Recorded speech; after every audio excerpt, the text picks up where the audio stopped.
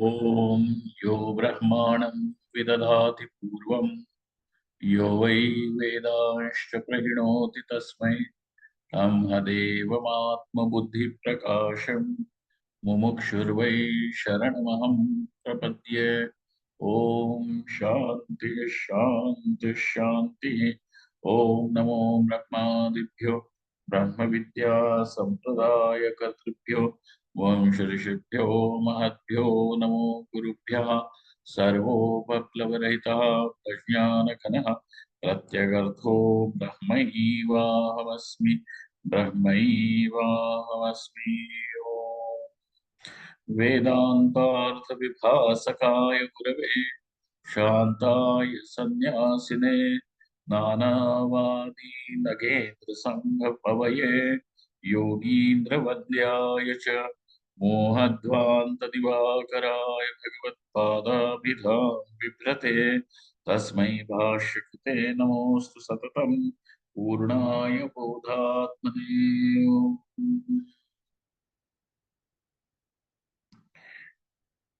देवर्षि नारद कहते हैं संघ के विषय में उनके दो निर्णय है। एक है महत संघ और एक है दुस्संग। महत संघ के विषय में तो उन्होंने अपना निर्णय दे दिया। महत संघ के विषय में महर्षि नारद जी का कहना है कि वो तो भगवान की कृपा से ही प्राप्त होता है। तत्कृपैव कृपयैव। तो महत संघ जो है वह भगवान की ही कृपा से प्राप्त होता है। परंतु एक दूसरा संघ भी है और वह दूसरा संघ है दुस्संग। तो दुस्संग का कारण होता है, दुस्संग के लिए नारद जी कहते हैं दुस्संग सर्वथा त्याज्य। 43वें सूत्र में है दुस्संग सर्वथा त्याज्य है। त्याज्य का अर्थ है त्यागने योग्य है। स्वामी श्री काशिकानंद जी महाराज जिन्होंने भक्ति सूत्रों पर वार्तिक लिखा हुआ है, वे कहते हैं स्त्रीणाम स्त्री संगीनाम वापि संग आपदि संभवेत् नैव दुष्कृतिनाम संगः आपद्यप्यनुमन्यते। कहते हैं कि स्त्रियों का संग, संग का अर्थ है कि उनका साथ रखना। स्त्रियों का संग हो अथवा जिन लोगों को स्त्रियों में आसक्ति है वहां उन लोगों का संग स्त्री संगिनाम संग ये सर्वथा त्याज्य कहा गया। वो भी त्याज्य ही है। श्री रामकृष्ण परमहंस के पास दिन भर लोगों का तांता लगा रखता था। मिलने के लिए बहुत सारे लोग रोज आया करते थे। उनके चरित्र में कहीं इस प्रकार का भी उल्लेख है कि कोई एक विशेष व्यक्ति, जिन नाम भी दिया होगा अब याद नहीं है, कोई मिलने आया और मिलने के बाद जब वो वहां से चला गया तो रामकृष्ण कहते हैं कि जहां बैठा था उस जगह पे गंगा जल छिड़को अथवा जहां बैठा था वहां गोबर लीप दो। बोले कि उसके बैठने से भी वो स्थान अपवित्र हो गया है। इतना विषयी पुरुष है। यहाँ पे आने वाले लोग विषयों से अपने आप को छुड़ाने के प्रयत्न में, और यह जो विषय आकर के बैठा उसी के स्थान में अगर कोई साधक बैठेगा तो उसका मन भी विचलित होगा। तो ये उनका कहना था कि स्त्री संगिनाम अपनी संगत त्याज्य है। सारे महात्मा लोग इस बात से सहमति रखते हैं। परंतु किसी आपत्ति के समय स्त्रियों का अथवा जो स्त्रियों में बहुत आसक्त है ऐसे पुरुष के साथ उसका उसकी मदद सेवा इत्यादि जरूर ले सकते हैं, परंतु आपातकाल में। किंतु मतलब हमें स्त्री और स्त्री संगियों के लिए एक जगह क्या कहते हैं कि विकल्प मिल जाता है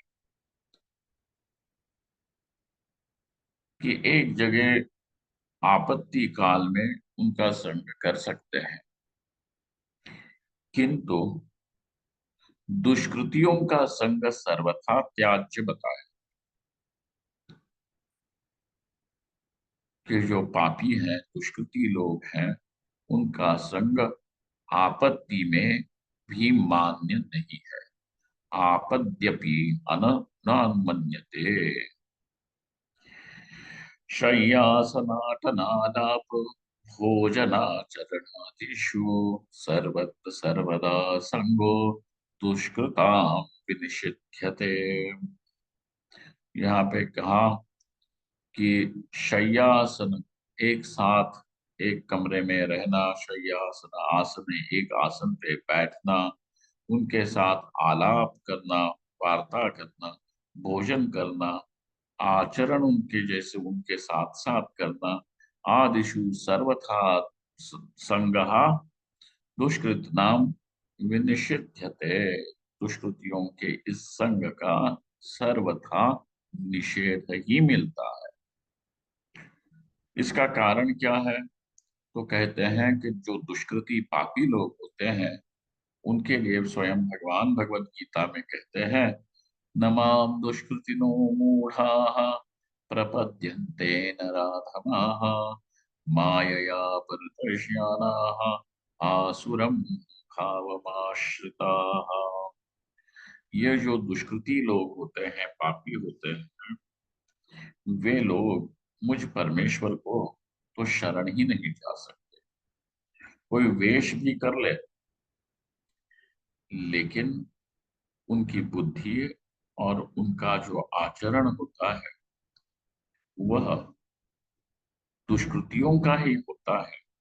इसीलिए ऐसे जो लोग बाहर से ये दिखा भी दे कि हम ईश्वर को शरण हैं, होते नहीं है। देखिएगा, ईश्वर को विषयी लोगों से परहेज नहीं, परंतु विषयी होकर के भी अपने आप को निर्विषय दिखाने वाले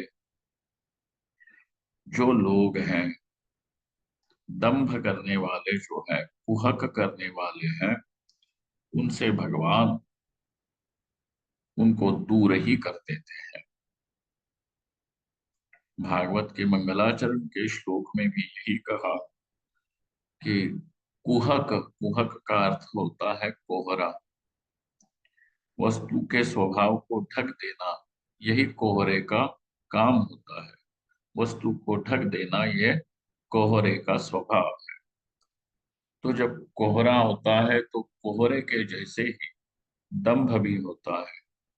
मनुष्य का स्वभाव एक तरीके का है, परंतु अब दंभ उसको दूसरे प्रकार से दिखाता है तो वह अधर्मी, परंतु दंभ करने वाला अपने आप को बड़ा दिखाता है कि मैं तो हूँ धर्मध्वजी, बड़ा धार्मिक, ये दिखा देता है। तो इस प्रकार जिसके भीतर कुहक है, भगवान कहते हैं कि तुम्हारे काम क्रोध ये सारे दोष में सह लूंगा, अपना बना दूंगा। लेकिन जहां कुहक की बात आती है, वहां भगवान कहते हैं कि उस व्यक्ति को मैं अपने से दूर कर देता हूं। और ठीक यही बात यहाँ पे भी भगवत गीता का जो श्लोक है, वहां पे भगवान कहते हैं, नमाम दुष्कृतिनो मूढ़ाः प्रपद्यन्ते नराधमाः। वो नरों में अधम जो ऐसे लोग हैं, एक तो पापी है, मूढ़ है, मतलब मोहित है। नमाम प्रपद्यन्ते, अब तीसरा दोष उसमें आकर के बैठ गया कि वो ईश्वर को शरण भी नहीं जाते। चलो मान लो कोई पापी है, कोई ये भी कहे कि प्रभु मैं तो मूढ़ हूं, अभी भी विषयों की आसक्ति है,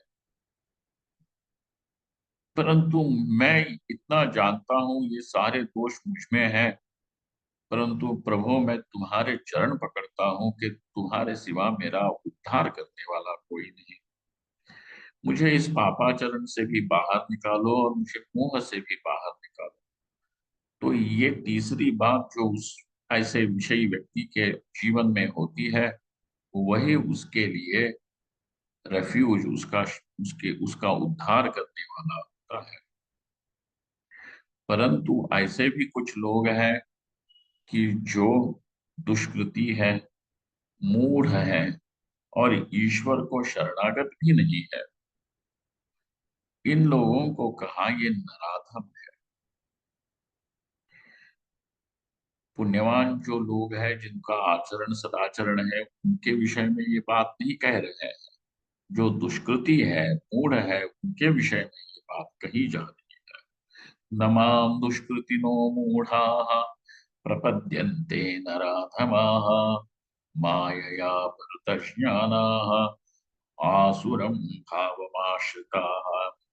और ऐसे जो लोग होते हैं, माया के द्वारा मान लो उनके विवेक का अपहरण ही हो गया है, और वे अपने जीवन में उनका सारा स्वभाव आसुरी हो जाता है। लोगों को पीड़ा पहुंचाना, दुख देना, और इसी प्रकार उनको लगता है कि दूसरों को दुख दे करके ही हम अपने आप को श्रेष्ठ बता सकते हैं और बना सकते हैं। ऐसे आसुर भाव के आश्रित जो लोग हैं, उनकी क्या गति होती है? तो कृष्ण भगवान कह रहे हैं, आसुरीं योनिमापन्नाः मूढ़ा जन्मनि जन्मनि माम प्राप्यैव कौन्तेय ततो यान्ति अधमां गतिम्। इस प्रकार जो आसुरी भाव से आच्छादित लोग हैं, वे लोग आसुरी योनियों को ही, दुष्ट योनियों को ही प्राप्त कर लेते हैं, क्रूर योनियों को ही प्राप्त कर लेते हैं। और उन योनियों में ज्ञान अथवा विशेष चेतना के उत्क्रांति का कोई मार्ग ही नहीं है। आप समझो कि कोई मगरमच्छ है, आप उस मगरमच्छ को क्या समझा सकते हो? हम्म? क्या समझा सकते हैं? कुछ नहीं हो सकता। ऐसी ऐसी क्रूर योनि में ही जाना और बैठना, जन्म जन्म से वैसे ही क्रूर योनियों को प्राप्त करना। आसुरी योनि मापन्ना मूढ़ा जन्मनि जन्मनि, जन्म के पीछे दूसरे जन्म में भी ऐसे क्रूर योनियों में ही जा प्राप्त कर लेते हैं। और चेतना की चूंकि वहां पे उत्क्रांति नहीं होती है, इसीलिए कहते हैं मां, मुझ परमेश्वर को अप्राप्य, प्राप्त ही नहीं कर पाते। हे कौन्तेय ततो यान्ति अधमा गतिम, और इसीलिए वे अधम गति को ही हमेशा प्राप्त करते रहते हैं। इत्यादि भी इत्यादि भी दुष्कृतीनां पातो भगवदोदितः तत्संग दोष दुष्टानाम एवं पतनम भवेत्। कहते हैं अब यहाँ पे सावधानी का इशारा वार्तिककार दे रहे हैं। वार्तिककार मतलब स्वामी काशीकांत जी महाराज, जिन्होंने भक्ति सूत्रों पे वार्तिक लिखा है। वे कहते हैं इन भगवद उक्त श्लोकों के द्वारा हमें पता चलता है कि जो दुष्ट क्रूर कर्मा लोग होते हैं, पापी लोग होते हैं, वे तो पाप योनियों को ही, अधमगति को ही प्राप्त करते हैं। ये तो हमको समझ में आया। परंतु एक बात जो भगवान ने यहाँ पे सांकेतिक रूप से कही है, शब्दतः नहीं कही, और वो ये है तत्संग दोष दुष्टानाम। इस प्रकार जो उन क्रूर लोगों का संग भी करते हैं, तत्संग दोष दुष्टानाम, उनके लिए क्या होता है?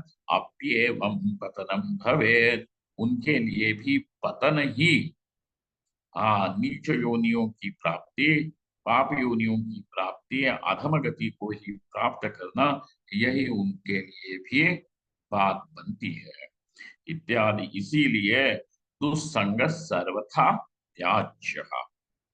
अथ संग पदे नात्र आसक्ति संबंध एव वा। यहाँ पे एक संशय उत्पन्न होता है।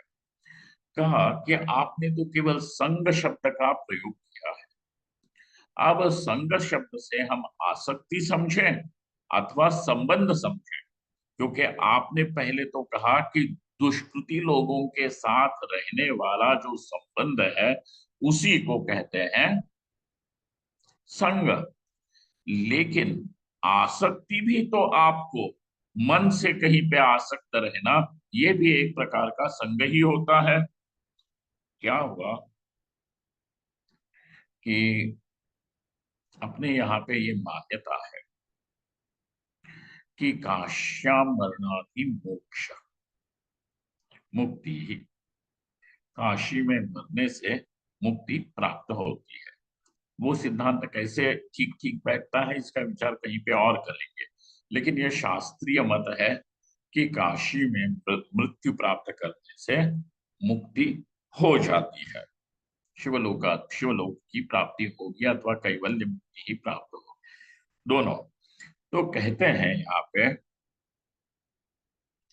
कि एक महात्मा थे और उन्होंने सारा जीवन काशी में ही बिताया कि काशी में हमको मृत्यु प्राप्त हो इसीलिए। और जब मृत्यु की घड़ी आई तो वो बेहोशी में लोगों को कहने लगे कि अरे हमको काशी ले चलो, हमको काशी ले चलो, हमको काशी ले चलो, हमको घर क्यों लाए हो, हमको काशी ले चलो। उस मृत्यु के घड़ी में अब उनको चेतना ये हो रही है, संवित ये हो रही है कि मैं किसी अपने गांव में, घर में, और काशी यहाँ से बहुत दूर है, और उसमें उनकी मृत्यु हो गई। ये एक घटना। दूसरी घटना ऐसी हुई कि कोई महात्मा काशी के कहीं बाहर थे, वृद्ध ही थे, और जब उनकी भी ऐसी ही मृत्यु की घड़ी आ गई तो अपने शिष्यों को उन्होंने कहा कि अरे वाह, देखो काशी में हम आ पहुंचे, ये गंगा बह रही है, यहाँ पे विश्वनाथ का कलश दिख रहा है, हाँ विश्वनाथ की घंटानाद सुनाई दे रहा है, शंखनाद सुनाई दे रहा है, हम मणिकर्णिका पे हैं, अब हम निश्चिंत होकर के देह त्याग करेंगे। और उस महात्मा ने यद्यपि काशी में नहीं थे, तभी भी उनके लिए वो काशी मृत्यु ही उनके लिए निर्णय हो गया। अब जो काशी में है परंतु दूसरी जगह है, उनके लिए निर्णय क्या होगा कि हो करके भी न होने के बराबर हो गया।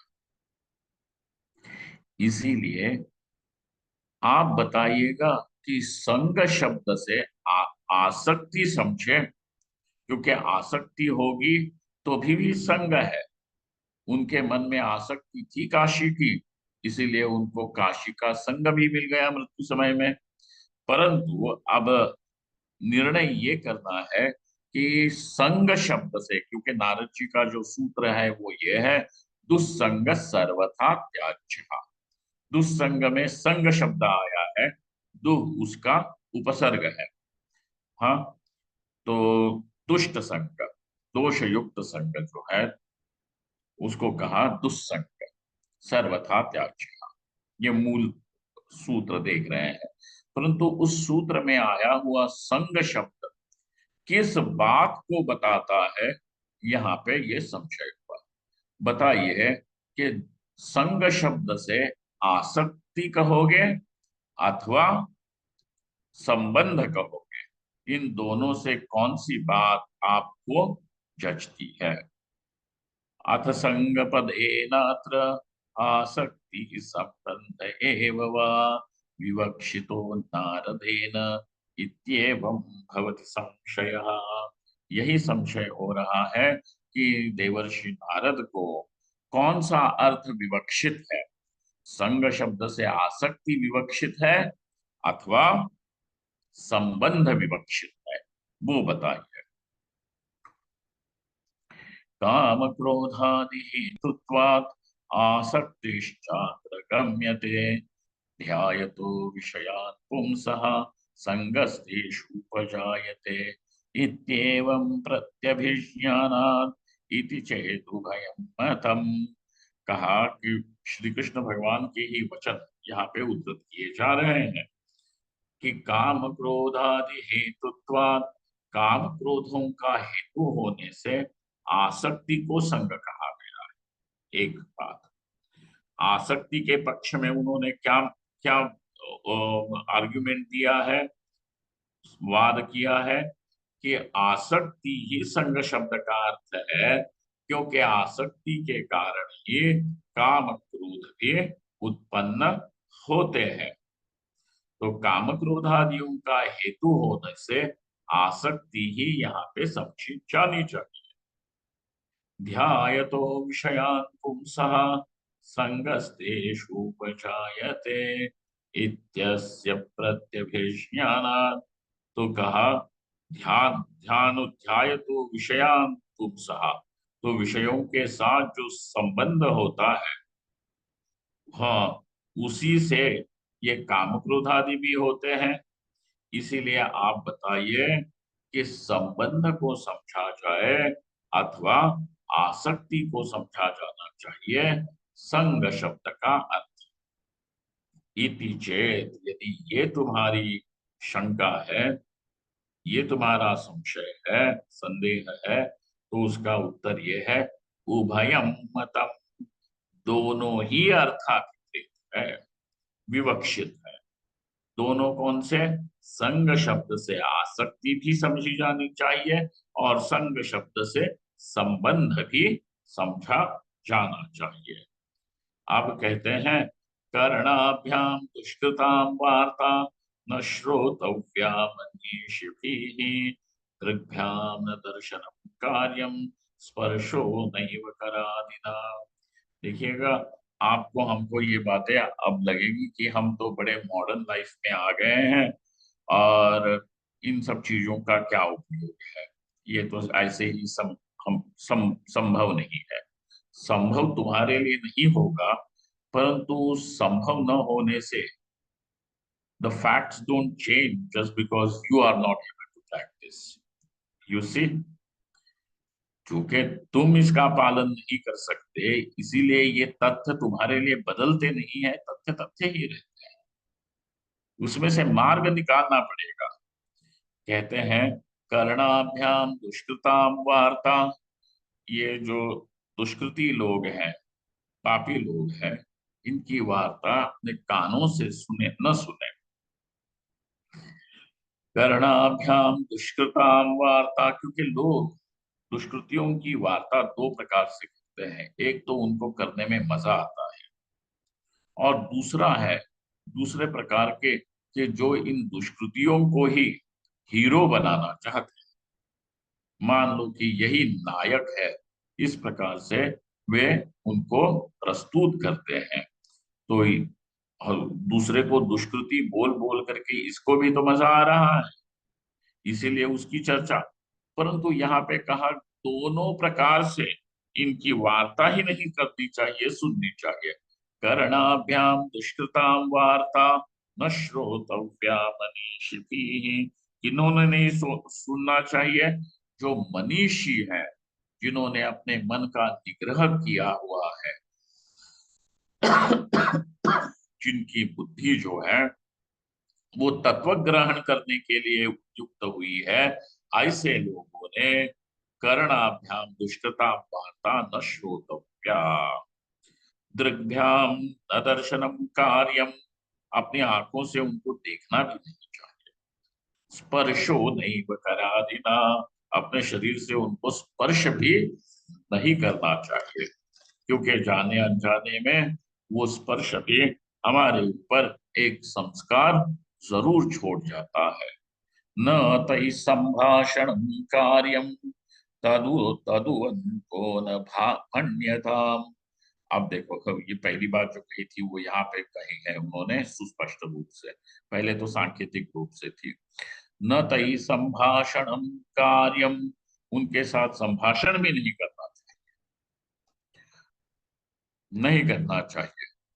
तद्वंतो न भण्यताम, और उनके जो अपने सिद्धांत होते हैं उन लोगों के, उसकी उसकी वाच्यता भी नहीं करनी चाहिए। न भण्यता अप्यमी आत्मजा हि स्यु गुरु पित्रादयो विवा।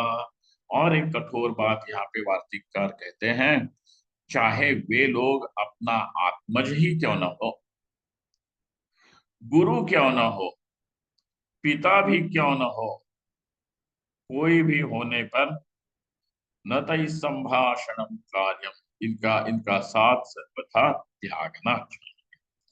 इत्येवं सर्वथा त्याज्यो दुस्संगो भक्तिमिच्छता।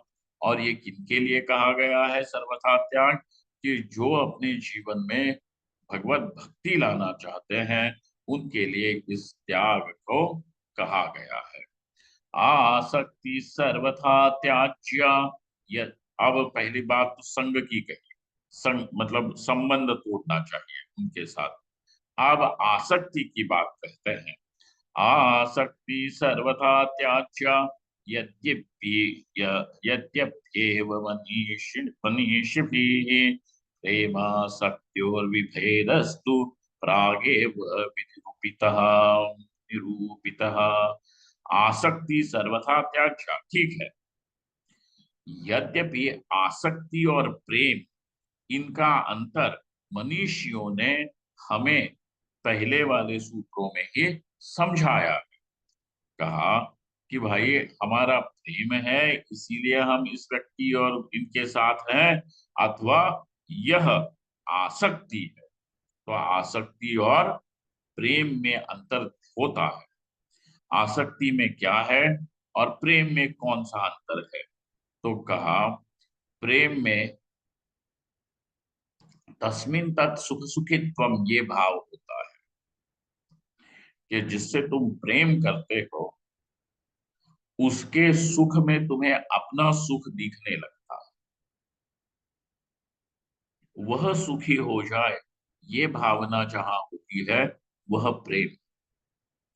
और इससे मैं सुखी हो जाऊं, भले तुम हो कि ना हो उसकी मुझे कोई परवाह नहीं, लेकिन मैं सुखी जरूर हो जाऊं, ये बात जहां होती है उसको कहते हैं आसक्ति। और इसीलिए you are attached to that person because you feel that he is your source of happiness. ये आसक्ति हो गई। लेकिन प्रेम का स्वभाव भिन्न है।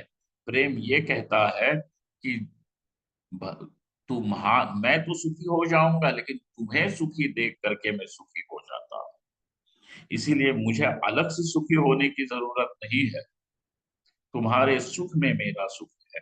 और ये बहुत बड़ा अंतर है, ये समझ लीजिए।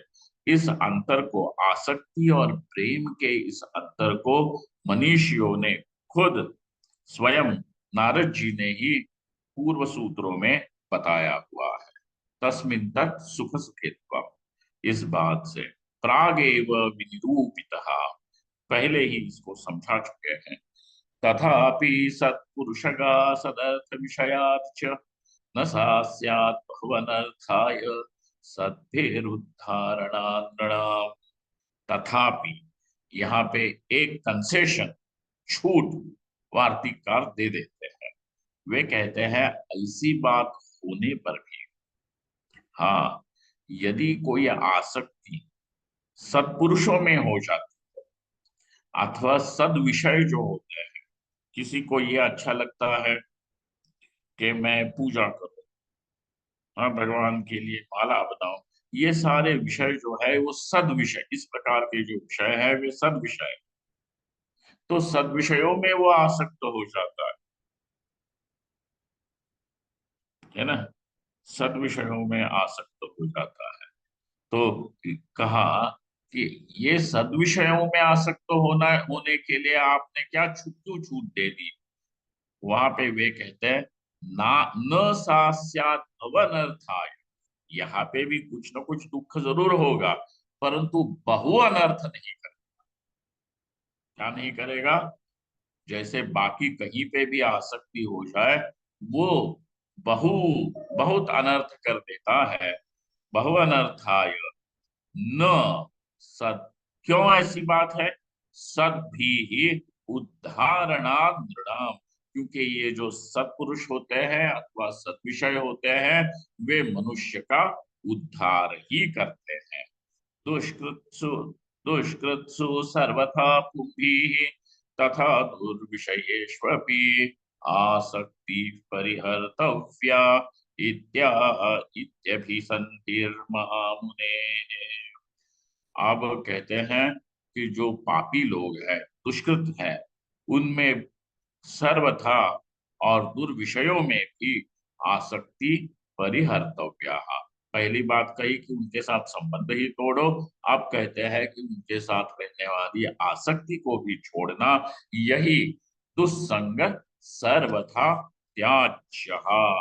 ये 43वें सूत्र का सार सार अर्थ है। हम नारद भक्ति सूत्रों के इस 43वें सूत्र को यहीं पे देख करके आज के इस पाठ का यही विश्राम लेते हैं। ओम पूर्णमदः पूर्णमिदं पूर्णात् पूर्णमुदच्यते पूर्णस्य पूर्णमादाय पूर्णमेवावशिष्यते। ओम शांति शांति शांति। शंकरं शंकराचार्यं केशवं बादरायणं सूत्रभाष्य कृतौ वन्दे भगवन्तौ पुनः पुनः। ईश्वरो गुरुरात्मेति मूर्तिभेद विभागिने व्योमवद्व्याप्तदेहाय दक्षिणामूर्तये नमः। धन्यवाद।